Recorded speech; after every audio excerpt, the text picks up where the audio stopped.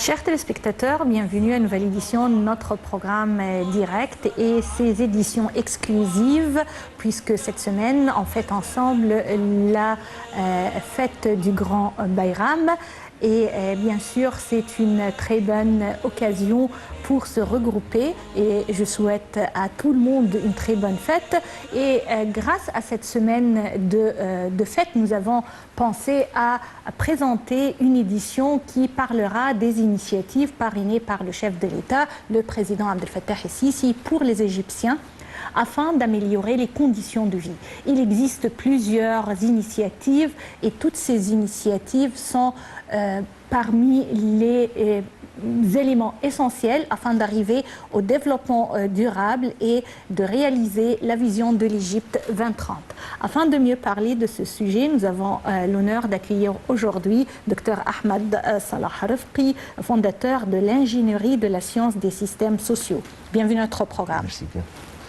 Aujourd'hui, Dr Rifqi, nous allons parler de plusieurs initiatives parrainées par le chef de l'État afin d'arriver à une meilleure vie pour tous les Égyptiens.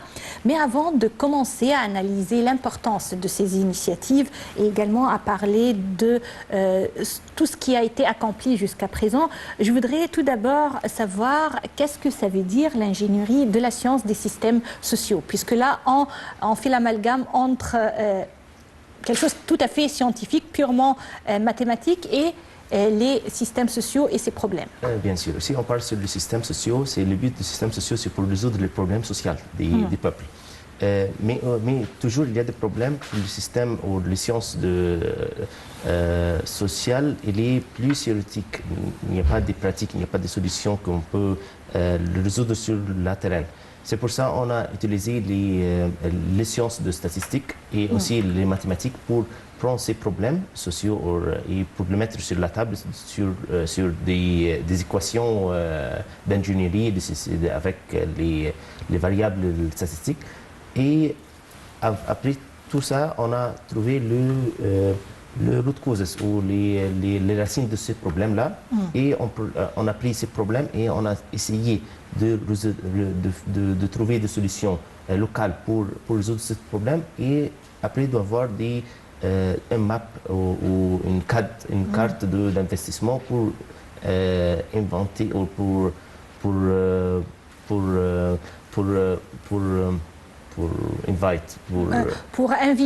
inviter les investisseurs pour bien ici pour investir dans ces problèmes-là. Ce sera des projets pour le peuple. Aujourd'hui, nous allons parler de plusieurs initiatives, parmi lesquelles Vie décente, également 100 millions santé et l'initiative parrainée pour la santé également des yeux. Toutes ces initiatives sont parmi un plan global prononcé par le président Abdel Fattah el-Sisi en 2014 pour arriver au développement durable et réaliser une vision totale de l'Égypte 2030. Et parmi également les éléments qui ont été employés afin d'arriver à cette nouvelle ère et pour faciliter, comme vous l'avez mentionné, les investissements, il existe le guichet unique. Et vous étiez l'ex-conseiller du ministère de l'Investissement et à travers ce travail, vous avez introduit ce thème de guichet unique. Où on est aujourd'hui concernant l'application du guichet. Aujourd'hui, si on parle maintenant, au moment où on fait il y a 31 000 projets qui travaillent en parallèlement avec l'un l'autre, avec un budget de 5,9 trillions livres égyptiens. Et bien sûr, si on parle sur un très grand projet, c'est le projet de la vie décente, qui est égal à 515 milliards de livres égyptiens. Et ça, c'est le plus grand projet dès le régime rural. Et c'est ça va, bien sûr, va affecter 50 millions égyptiens et il va décentraliser le peuple parce qu'il toujours il essaye de voyager pour les villes pour trouver des travail, pour trouver des bons vivraisons. Mais si on fait un investissement là-bas, surveiller le travail, tout ça, c'est très bien. Mais ici, avant de parler sur ce projet-là, comment on a essayé, maintenant on a travaillé parallèlement dans 31 000 projets. Parce que dans 214, il y avait instabilité politique, il y avait oui, avant 2014, oui. Et aussi instabilité économique et bien sûr instabilité sociale. Oui. C'est pour ça, dès 2014, il y avait les projets et son Excellence, il a bien mettre une stabilité politique pour le régime. Et après ça, on a entré dans le dossier économique. Et moi, j'avais la chance d'être dans la consultation de guichet unique dans le ministère de l'Investissement pour faciliter pour les investisseurs, pour venir ici, pour venir les informations et les opportunités pour investir. Oui. Et après ça, on a fait la première phase et maintenant, le régime il fait la deuxième phase économique pour améliorer l'environnement économique. Oui. Après ce dossier, on a ouvert cette année le dossier social. Et le dossier social, il y a beaucoup de projets sociaux, mais on peut parler sur le projet, le méga project, ou le projet méga de la vie décente. Pourquoi? Parce que la vie décente, c'est un projet intégré où il y a tous les ministères ensemble. Ils travaillent pour augmenter la vie sociale ou le standard social level. Oui, mode de vie et conditions de vie des Égyptiens. Oui, je voudrais parler des éléments de réaliser cette vie décente, mais avant de les aborder avec vous, je vous invite à regarder ce commentaire, puisque l'initiative de vie décente lancée par le président Abdel Fattah el-Sisi a eu lieu le 2 janvier 2019 et vise à améliorer la qualité de vie des catégories les plus nécessiteuses à l'échelle nationale, ainsi qu'à améliorer le niveau des services quotidiens fournis aux citoyens, surtout dans les villages. Sarah Al-Maghrabi a plus de détails.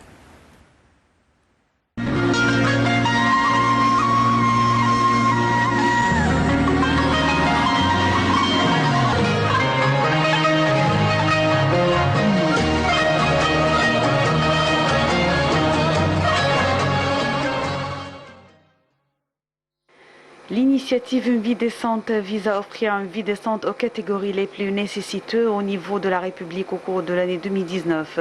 Cela comprend également le secteur des soins sanitaires, la fourniture de services médicaux et de chirurgie, la distribution de prothèses, le développement de villages selon la carte de la pauvreté et la création de possibilités d'emploi pour les petites et moyennes entreprises dans les villages et les zones les plus nécessiteuses, ainsi que le mariage des orphelines. Le coût total de mise en œuvre de plans de la première phase de l'initiative Une vie décente, qui comprenait le développement de 143 villages, était de 3,8 milliards de livres. Le rôle central du ministère dans le développement rural pour réduire la pauvreté et réaliser la croissance économique et sociale au niveau local, en soutenant les programmes et projets de développement local, y compris le développement rural, ainsi qu'en évoluant les systèmes d'administration locale pour la mise en œuvre de la décentralisation et des programmes de développement économique local et l'amélioration des services locaux. La deuxième phase de l'initiative Une vie décente comprend 1245 projets seront mis en œuvre avec un montant de 3,3 millions de livres pour chaque projet au profit de 346 villages les plus nécessiteux, couvrant 4,1 millions de citoyens. Dimanche 7 mars, le président Abdel Fattah el-Sisi a enjoint de redoubler le nombre des convois médicaux, des cliniques mobiles et des ambulances envoyées au village dans le cadre de l'initiative. Il a aussi ordonné d'œuvrer en parallèle à développer les centres médicaux et les hôpitaux existants dans ces villages. Le président a passé en revue les travaux de renouvellement des réseaux d'eau potable et de drainage sanitaire dans les villages, ainsi que le modèle proposé pour la maison rurale développée, a souligné l'importance d'améliorer les services offerts aux villageois, qui représentent environ la moitié de la population du pays.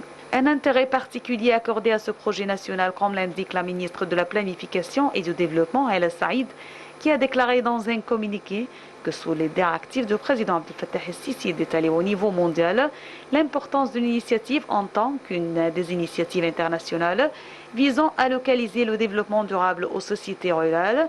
Son ministère avait présenté une demande de l'intégrer dans la plateforme des grands projets de développement durable de l'ONU. L'adoption de cette demande représente une reconnaissance onusienne du rôle pionnier de l'Égypte dans la réalisation des objectifs de développement durable dans les communautés rurales que représente l'initiative, dont 17 des objets sont conformes à ceux du développement durable de l'ONU. Chers téléspectateurs, on est en train de discuter aujourd'hui d'un dossier très important. Ce sont les initiatives parrainées par le chef de l'État, le président Abdel Fattah el-Sisi, afin de garantir une meilleure vie pour tous les Égyptiens. Avec nous aujourd'hui au studio, Dr Ahmed Salah Rifqi, fondateur de l'ingénierie de la science des systèmes sociaux. Bienvenue encore une fois à notre programme. Dr Rifqi, on était en train de parler de vie décente. Plusieurs éléments ont contribué à réaliser Vie décente et également plusieurs raisons ont lancé l'initiative. Parlons dès le début. Pourquoi on a créé cette initiative? Bien sûr, l'initiative ou les systèmes ou les problèmes sociaux, toujours c'est le but des organisations non gouvernementales. Et toujours, ils essayent de résoudre le problème. Mais le problème, on n'a pas de grand budget pour résoudre bien le problème. Il fait des solutions petites ou painkillers temporaires. Mais on a dit qu'ici on veut vraiment résoudre les problèmes sociaux et les problèmes de pauvreté, la maladie, l'ignorance. On doit, trois partenaires doivent être ensemble. L'organisation non gouvernementale et le secteur public et le secteur privé. Et les trois ensemble, quand ils travaillent ensemble, ils peuvent vraiment mettre un changement. Et c'était l'initiative du président. Le janvier 2019 pour mettre les trois partenaires ensemble pour faire vraiment un changement.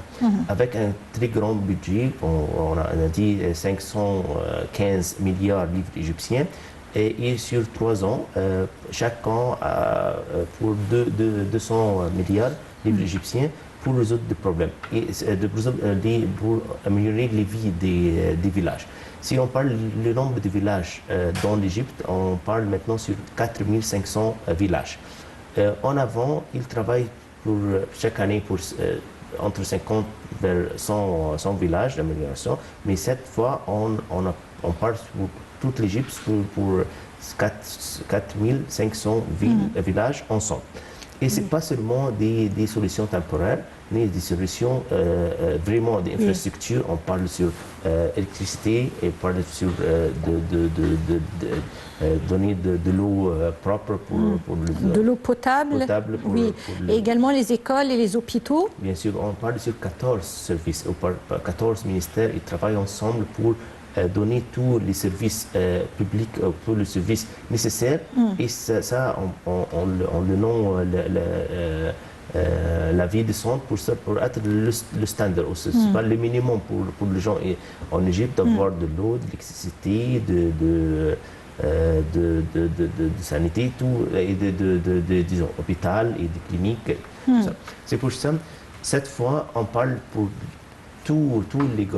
le chef d'État et le gouvernement et tous les ministères, ils travaillent ensemble parallèlement. Comme je dis, on travaille maintenant sur 31 000 projets parallèlement avec ce grand budget. Mais la vie décente, c'est spécial parce que on parle sur, elle va affecter 50 millions égyptiens. Oui, mais vie décente, si elle aujourd'hui, elle est destinée ou attribuée au village, elle avait commencé avec les bidonvilles, n'est-ce pas? Oui, bien sûr, parce qu'on travaille sur toute l'Égypte.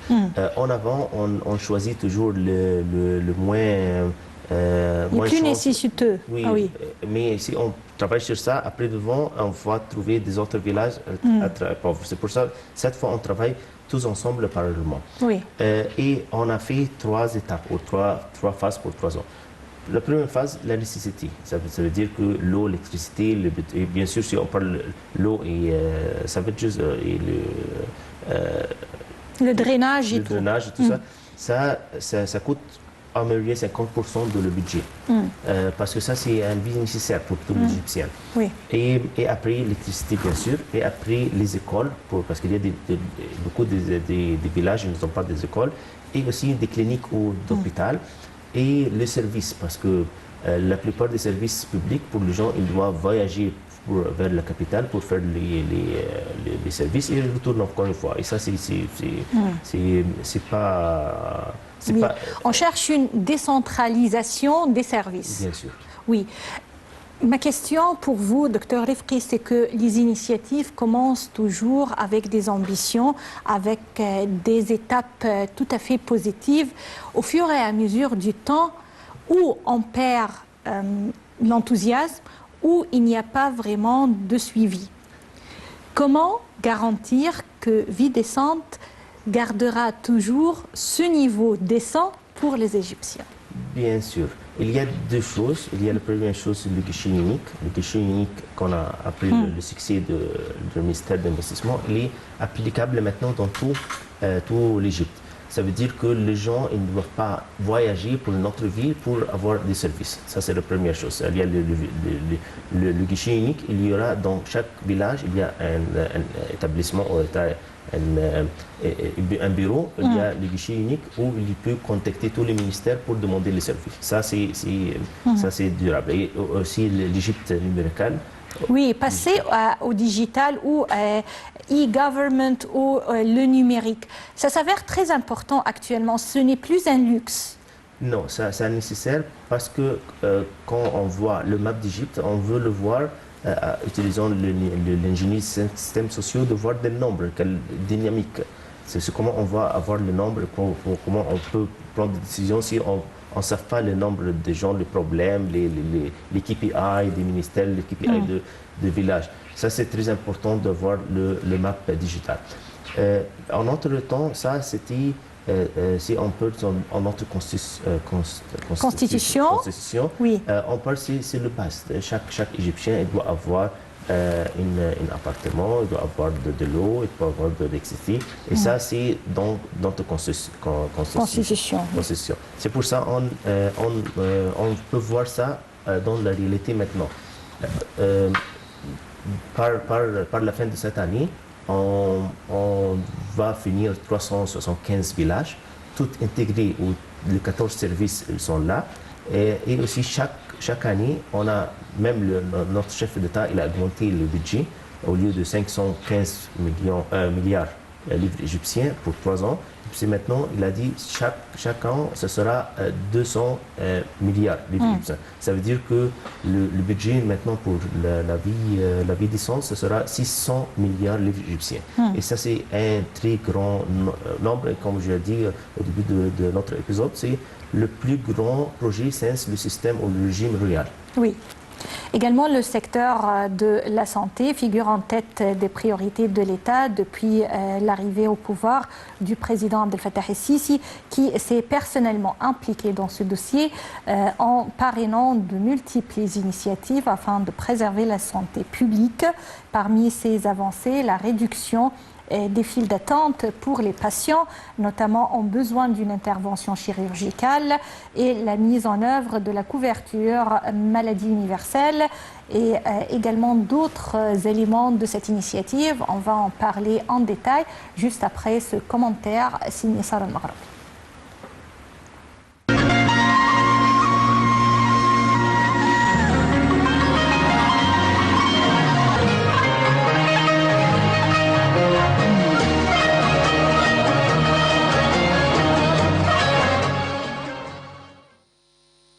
Sous l'impulsion du président Abdel Fattah el-Sisi, l'État a lancé une vaste campagne de dépistage de l'hépatite C et des maladies non contagieuses qui ont permis d'ausculter près de 50 millions d'Égyptiens et de résidents étrangers et de fournir un traitement à bas prix par rapport aux autres pays du monde. Au-delà de l'hépatite C, cette campagne nationale baptisée 100 millions de citoyens sains s'est étendue aussi aux établissements scolaires pour traiter les cas d'obésité, d'anémie et de rachitisme. D'autres actions ont suivi pour sensibiliser la population à l'importance de mener une vie saine et aux méfaits du tabac. L'État a en outre accordé un intérêt particulier au traitement des enfants hypoacousiques et à la santé de la femme exposée à des maladies comme le cancer du sein, le diabète, l'hypertension et l'obésité. Près de 4,5 millions de femmes ont pu jusqu'ici bénéficier de cette initiative. L'initiative du président de la République pour éradiquer l'hépatite C a été lancée en octobre 2018 par le biais d'une campagne nationale visant la détection précoce de l'infection par le virus de l'hépatite C et les maladies non transmissibles pour plus de 50 millions des Égyptiens et fournissant des services de suivi d'évaluation et de traitement à travers des centres de traitement. L'initiative vise à débarrasser l'Égypte du virus C d'ici 2020 et à réduire les décès dus aux maladies non transmissibles qui représentent environ 70% des décès en Égypte. Chers téléspectateurs, au cours de cette édition exclusive de la fête du Grand Bayram, on a consacré notre discussion afin de parler d'un dossier très important qui est les initiatives parrainées par le chef de l'État, le président Abdel Fattah el-Sisi, afin de garantir meilleures conditions de vie pour tous les Égyptiens. Et avec nous aujourd'hui, notre invité, Dr Ahmed Salah Rifqi, fondateur de l'ingénierie de la science des systèmes sociaux. On était en train de parler du volet santé. Plusieurs initiatives existent actuellement sur le terrain afin de soigner la santé des Égyptiens. La première de ces initiatives était le dépistage de l'hépatite C et 100 millions de bonne santé. À travers ces deux éléments, on a pu éradiquer l'hépatite C de l'Égypte. Parlez-nous un peu de comment cette initiative a été une réussite. D'accord. Dans le cadre de l'ingénierie des systèmes sociaux, le citoyen, c'est le produit du système social. Ça veut dire qu'il entre le système social comme un bébé et après il va à l'école, après l'université, après le travail, et après il sort pour travailler. Il y a plusieurs étapes, mais l'étape de ce maladie, il y a quand ces gens-là, bien sûr avant on avait un grand pourcentage, mais maintenant le pourcentage a diminué après ce projet. Le but de ce projet est d'augmenter l'efficacité des citoyens pour travailler, parce qu'en avant qu'il y a virus 6, ils ne peuvent pas travailler, ils sont efficaces à travailler, ils diminuent, ça veut dire qu'il n'y a pas d'argent, il ne peut pas soutenir sa famille. Il y a trois étapes. La première étape, de trouver un médicament pour ce virus.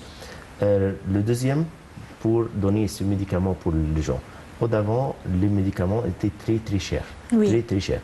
Ça veut dire, et après, notre État, ils ont trouvé une solution pour solution alternative. Et je pense que ces compagnies, elles ont offrir des bons prix. Oui. Pour l'Égypte, ne peut pas donner ce deuxième alternative. Et ça veut dire, pour ça, tous le médicament maintenant, il est en Égypte et il est de bon prix. Même l'Égypte n'a pas donné ce médicament seulement pour le 100 millions égyptiens, même aussi elle a invité un autre 100 millions africains pour donner ce médicament. Justement, je voudrais parler de ces perspectives africaines et également globales que l'Égypte adapte actuellement, parmi lesquelles, comme on a dit, cette initiative attribuée à nos confrères africains. Bien sûr, parce que l'Égypte, dans le place géographique, elle est dans le continent africain et aussi dans le continent Asie. C'est pour ça qu'on doit avoir des bonnes connexions avec notre partenaire dans l'Asie et aussi de notre partenaire en Afrique. Et même Afrique, c'est toujours notre origine. C'est pour ça qu'on doit, on doit renforcer et on va augmenter le partenariat entre nous et l'Afrique, parce que l'Égypte est part d'Afrique et l'Afrique est part d'Égypte et on doit connecter tout ça. Ça veut dire que si on fait des services pour l'Égyptien, mais les Égyptiens ils sont des Africains aussi. C'est pour ça qu'on aussi invité les Africains pour être avec nous pour résoudre ces problèmes. Et on trouve que cette année, ce n'est pas seulement les solutions ou les services médicaux, Mais aussi, on fait beaucoup de projets de construction et de projets d'investissement dans l'Afrique pour aider notre Africain, parce que nous sommes tous des Africains. Oui. Également, il existe le système de couverture médicale universelle pour tous les Égyptiens qui fait l'amalgame entre une couverture totale pour la santé des Égyptiens, mais également une numérisation de ces dossiers de santé. On a commencé une première phase à Port Saïd et jusqu'à maintenant, cette étape est une réussite. Parlez-nous de ce système, point de vue ingénierie pour les systèmes sociaux. Qu'est-ce qui a été appliqué et comment peut-on vraiment tirer le maximum? Comme on a dit que le citoyen, c'est le produit du système social. Ça veut dire qu'on doit essayer de protéger notre citoyen médicalement, de donner des services médicaux. Mais le problème, c'était des services basiques avant le système ancien. Mais le système nouveau se donnait de services de protection totale. Ça veut dire qu'il est protecté contre les maladies, et même les maladies graves, et même les accidents, et même tout. Bien sûr, pour inaugurer ce projet, il demande un grand budget. Même les gens, ils ne payent pas beaucoup de taxes pour avoir ce système. Des impôts. C'est des impôts. C'est pour ça que le gouvernement, ils ont dit non, c'est quelque chose de basique. Pour tous les Égyptiens, ils doivent avoir une protection totale. C'est pour ça qu'ils ont mis 4 phases. La première phase que pour Saïd et même le Sinaï, et même après la mer Rouge, et après, il y a jusqu'à la dernière phase, et puis, ce sera le Caire. Mais ce projet, c'est un projet énorme parce qu'il demande beaucoup d'argent et même il et une formation également. Une formation et pour même tous ceux qui vont travailler sur ce programme. Oui, bien sûr. Et aussi pour avoir ce citoyen qui est le produit de ce système, il sera, quand il travaille dans l'Égypte ou même qu'il voyage dans l'Égypte, il sera à l'ambassade là-bas. Ça veut dire qu'on doit protéger même, ce n'est pas seulement le projet de santé ici en Égypte, même de protéger lui dans l'étranger. Ça, c'est un grand projet. Point de vue applicable. Selon vous, comment nous allons garantir la transparence et la bonne gouvernance de ce système? Le système, ce qui peut ça, ce sera le système digital. Parce qu'on peut maintenant mesurer tous les problèmes, mesurer notre progression, voir le KPI, pour savoir le projet. Nous sommes où maintenant? On a fait 50%, après 60%. Ça veut dire qu'on peut regarder toute la map dynamique d'Égypte avec le digital pour voir où nous sommes. Et là, les chiffres ne vont jamais mentir. Ça veut dire que ces chiffres traduisent la réalité. Bien sûr. En avant, peut-être il y a des hommes qui entrent les chiffres, mais maintenant, utilisant les systèmes intelligence, intelligence artificielle, ça nous aide beaucoup de voir, bien sûr, voir la réalité, la réalité avec des nombres. Ce n'est pas des gens qui parlent, non, avec des nombres solides, et on peut envoyer des gens pour vérifier la situation. Les ambitions de l'Égypte n'ont pas de limite et le développement n'a pas de frontières. L'Égypte s'apprête actuellement afin d'offrir un nouveau cadeau, c'est le vaccin qui sera fait ici en Égypte, fabriqué en Égypte et qui sera également présenté non seulement aux Égyptiens mais également aux confrères africains. Encore une fois, cette perspective africaine importante pour l'Égypte. Bien sûr.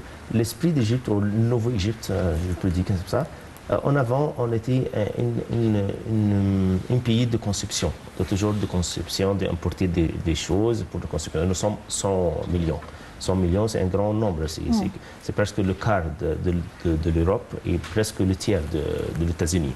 C'est un grand nombre d'Égyptiens. Notre président, le chef d'État, il a dit non, on ne doit pas consommer, on doit aussi de produire. Ça veut dire que les choses qu'on va consommer, on doit l'inviter ici pour faire de production. Et c'est pour ça Vaxir, ici en Égypte, ils ont fait des usines pour fabriquer le vaccin chinois en Égypte. Et par le 15 juillet, ça sera beaucoup de vaccins pour tout le monde et aussi pour exporter pour l'Afrique. Parce que le même problème de l'Afrique, pour l'aider, parce que s'ils vont emporter ces vaccins de Chine, pour arriver chez eux, ça sera très cher. Mais s'ils en prennent de l'Égypte, ça sera moins cher parce que nous sommes dans le même continent. Oui. Et également, le président Abdel Fattah el-Sisi a lancé l'initiative Nour Hayat en janvier 2019 et le président a décidé d'allouer 1 milliard de livres égyptiennes du fonds Vive l'Égypte Tahia Misr pour mettre en œuvre l'initiative dans les 3 prochaines années. L'initiative vise à lutter contre les déficiences et les pertes visuelles par le diagnostic et la détection précoce des causes, ainsi qu'à sensibiliser les citoyens à atteindre l'Égypte sans déficience visuelle qui peut être évitée. Cela se fait en procédant à un examen médical de 5 millions d'élèves au cycle primaire, en plus de 2 millions de citoyens des premiers cas de soins, en fournissant 1 million de lunettes médicales et en effectuant 250 chirurgies dans tous les gouvernorats de la République. Sarah Al-Maghrabi et les détails.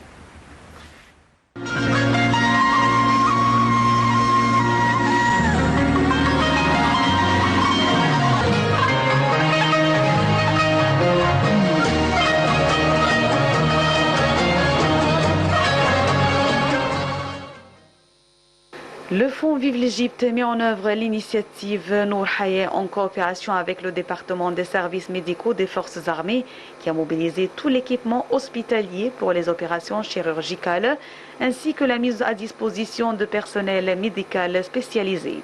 Le Fonds Tahia Misr a organisé pendant le mois de mars les convois Nour Hayat chargés d'effectuer des examens ophtalmologiques à près de 14 000 citoyens dans 12 gouvernorats, a déclaré le directeur exécutif du fonds, Tamer Abdel Fattah.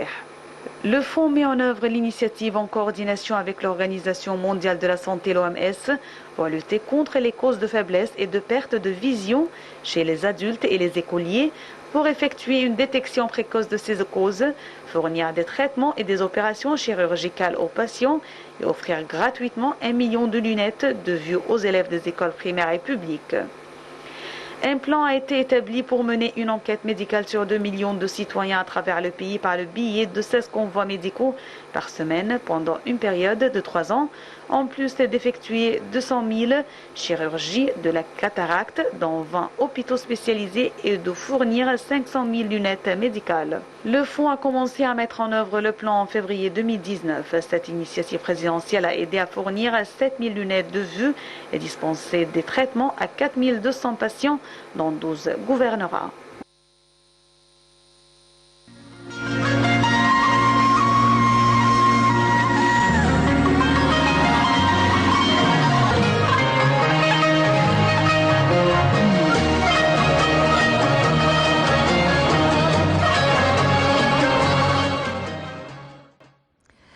On est en train de discuter aujourd'hui des initiatives parrainées par le chef de l'État afin de garantir une meilleure vie pour tous les Égyptiens.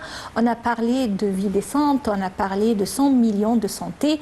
Et à propos de ce volet de santé, il existe des détails très minutieux qui aident à améliorer les conditions de vie, parmi lesquels cette initiative de Nour Hayat qui est consacrée afin de dépister les maladies de vue et afin de soigner les yeux des Égyptiens, surtout les écoliers. Notre invité, Dr Ahmed Salah Rifqi, alors là on parle des détails, ce ne sont plus les grandes lignes mais les détails qui ont été proposés et parrainés par son Excellence le Président Abdel Fattah el-Sisi. Selon vous, pourquoi cette fois-ci les yeux des Égyptiens ? Bien sûr. Mais ça, c'est très important. C'est parce que ça, c'est les détails. Parce qu'on a dit que le système social, le produit du système social, c'est l'humain. Et on a fait les projets de santé, tout ça, après qu'il a sorti du système éducatif et formative et tout ça. Mais maintenant, ces gens-là, ce sont les petits, qui sont de 5 ans jusqu'à l'âge de l'école. Ils sont notre futur, notre avenir. Mais ils sont maintenant dedans le système. C'est pour ça qu'on doit les soigner bien. Oui. Et si pour le voir, et même pour tous notre sens, c'est très important de soigner dès qu'ils sont de petits, de 4 ans, pour regarder pour les yeux s'ils ont des maladies. Parce que dès le début, si on soigne ces gens-là, ils doivent être, quand ils grandissent, ils devront avoir de bonnes opportunités à travailler et d'avoir de bons efficaces dans les travaux. Il y a beaucoup des étapes dans notre ligne de production, comme je dis, parce que la ligne de production, ça débute dès le bébé, dès la date de naissance. Dès la naissance, de la naissance. Et après, il entre dans le jardin d'enfants, après de l'école, après l'université. Après l'université, il sort du système pour travailler. Pendant cette période-là, il est dans le système social. On doit bien regarder et mettre un foyer sur les gens-là pour augmenter son esprit et même pour le soigner et même pour le protéger, tout ça pendant le système. Parce que quand il sort pour le travail, il doit être bien préparé pour le marché du travail. Oui. Avant de terminer, je voudrais également parler d'un élément très important dans les initiatives du président Fattah el-Sisi, c'est la femme. L'inclusion de la femme, que ce soit pour vie décente ou pour la femme au foyer, est très important. N'importe quel discours, le président cite toujours la femme égyptienne et son rôle au sein de la société. Bien sûr, ça c'est le résultat. La femme, c'était le résultat des systèmes sociaux, l'ingénierie des systèmes sociaux. Pourquoi? Parce que quand on a mettre l'équation de pauvreté, on a mettre l'équation de maladie et on met l'équation de ignorance, on a trouvé quelque chose de commun entre les trois matrices. C'était la variable de la femme, parce que la femme a la puissance d'arrêter la maladie si on bien laver les légumes, laver, faire des œufs pour ses enfants. Elle peut, même si on l'a donné d'éducation et formation, elle peut être l'école de ses enfants. Ça peut arrêter l'ignorance. Et même si on le donner, on a dit pour elle, tu n'es pas en production, tu dois, parce que par exemple, tu es pauvre, tu vas marier un pauvre. Si on va avoir des autres enfants, ce sera pauvre. D'accord, un enfant, c'est bon, mais si tu vas avoir un autre enfant, ce sera toute la famille sera plus pauvre. C'est aussi, la femme peut arrêter la pauvreté par dire non pour... Les moyens et petites entreprises, les micro-projets, tout ça est également destiné aux jeunes et à la femme. Bien sûr, ça, on a dit c'est pourquoi elle est importante. Maintenant, dans la vie de son, la femme, il y a des femmes indépendantes qui ont des enfants, il n'y a pas quelqu'un qui paye d'argent pour elle ou pour les enfants. C'est pourquoi on a essayé dans ce projet, le méga projet, de trouver deux opportunités pour les femmes indépendantes pour être n'être pas une famille conception, mais être une famille productive. Très bien. De trouver des métiers et de donner de training et de formation pour les femmes et aussi des opportunités pour vendre ces produits pour gagner de l'argent. Oui. Et ça, c'est très bon parce qu'on a dit toujours la femme, c'est la moitié de la société et même elle fait la formation de l'autre moitié. De l'autre moitié. Docteur Ahmed Salah Rifqi, vous êtes fondateur de l'ingénierie de la science des systèmes sociaux et ex-conseiller du ministère de l'Investissement. Je vous remercie infiniment. Merci à vous. Chers téléspectateurs, on arrive au terme de notre édition exclusive de Direct au cours de cette semaine de la fête du Grand Bayram. Passez d'excellents moments avec la suite de nos programmes et joyeuses fêtes.